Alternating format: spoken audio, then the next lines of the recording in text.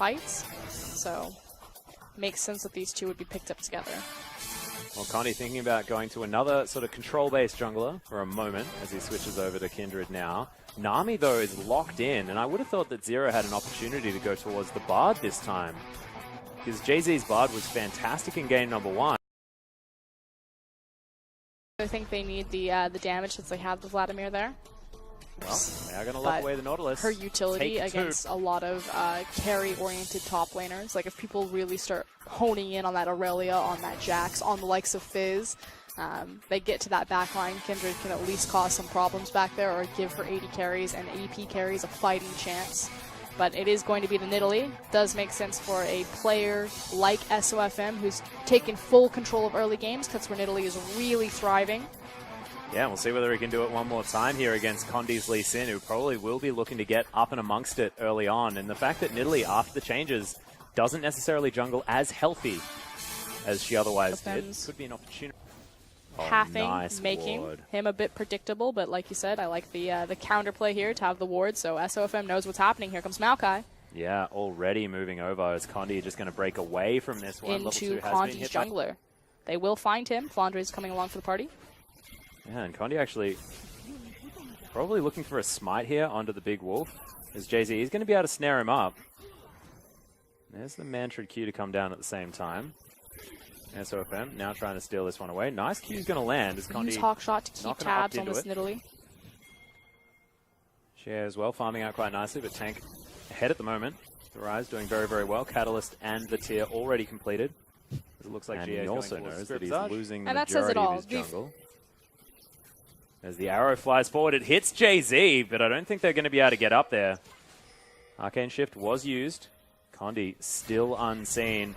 As there's the kick flash, Martin in trouble. He gets knocked up, and Condi, first blood off his first gank. That was executed beautifully. So well executed, because Martin and Jay-Z absolutely knew that Condi was on the bottom side.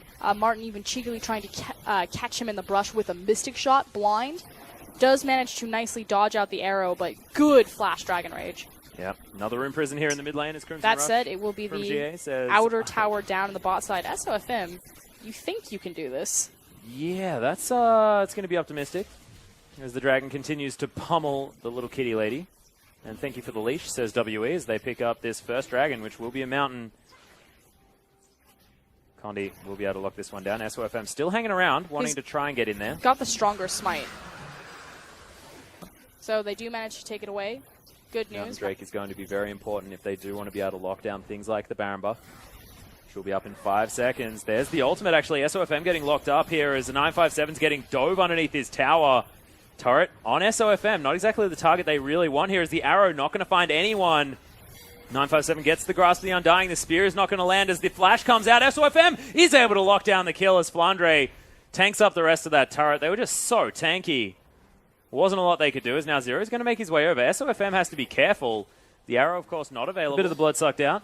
Mystic is going to make CWE standing on top of a ward. Trying to stagger their backs in between the crashing creep wave and get back in position, full health and new items. But ebb and flow here. WE will have a lot of time underneath this turret. Nice Q is going to land there onto Flandre as GA continues to clear out minion waves. They're not going to make any headway here at all as Tank, he's got the teleport if they so need it. 957 is on clear duty towards the mid lane, so at least WE are pushing somewhere else. The ping's now down. Nautilus moves towards the bottom lane. WE are going to start Baron.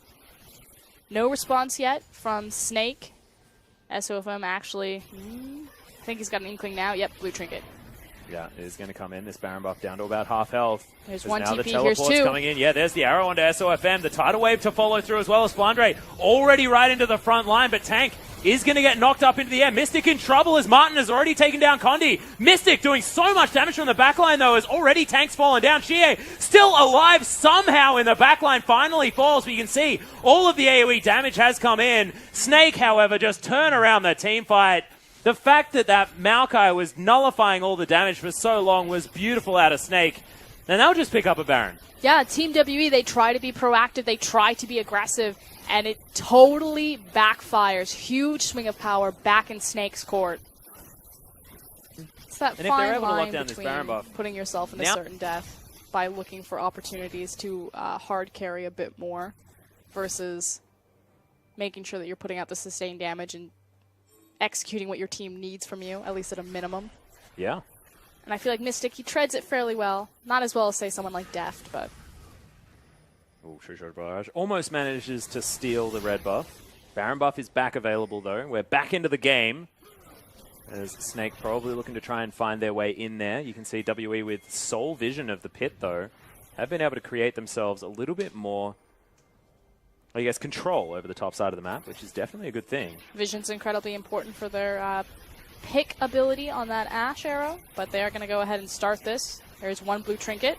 There are 2 teleports available as well. Flandre doesn't need it as he just throws a sapling into the pit. He's right here. Can get into the backline if he wants to. But you can see this Baron going down very, very low. Martin throwing some skill shots over to the side. But you can see this Baron, SOFM, able to steal it away. Pounces his way back over the wall again as well. As Tank right in amongst the middle of this fight. Flandre gets kicked out. But Martin already takes down 957. WE running for the hills. Martin picks up a double kill as Mystic falls down. The dash cannon comes in. But the Vladimir is dead. That's a triple kill already. SOFM able to lock down one on the back end. That's going to be the ace. And Baron buff going to Snake. They might be able to push through. Tank already teleporting to the mid lane. That is a quadra kill as well for the Ezreal right there. And I don't know what Team WE were thinking. Condi is level 14 Crystal's more of a reputation of kind of being that hard carry-oriented player. A lot of Draven, a lot of Kog'Maw, some Tristana in there, whereas Martin kind of came up onto the scene when Sivir was really big and seemed to be this utility AD carry identity. I think he's now more so fallen into kind of the janitorial role. I'd say so. But for whatever reason, you know, maybe he's more comfortable with Jay-Z, maybe he's more comfortable with SOFM. The team changing over, putting more responsibility on him, and his KDA speaks for it that Martin has definitely been stepping up. Most certainly has. We saw off the back of that as well, the inhibitor turret did fall down towards the top side of the map. Flandre now working on this inner turret on the bottom side. Martin going to help out with SOFM. That one is not going to be long for the world. And the mid lane inhibitor turret is very low. He's going to be regenning slowly over time. And that wave is being pushed back by WE, but Snake now setting up the siege.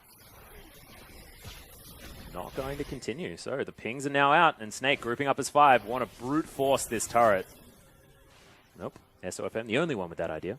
Needs the creeps. They really want to brute force an inhibitor. They do have that open top inhib like you were talking about, but there they go. They've got the creep wave. They want to take this down before it can respawn. They don't need very much time. They will have Baroned up creeps there as well, as Flandre probably wants to start an engagement. He's got a Guardian Angel. This is huge, as there's the Mantrid E. Nice arrow lands onto Flandre, but he's so tanky. Mystic's throwing arrow after arrow into him, and he's just not taking any damage. Condi kicks back SOFM. Are they going to be able to lock down the Nidalee? Nice shield comes out. He's still alive as Jay-Z heals himself up. GA right in the back line, able to get some work done. Dash Cannon comes in, but they focus him out. You can see SOFM just being such a cheeky kitty.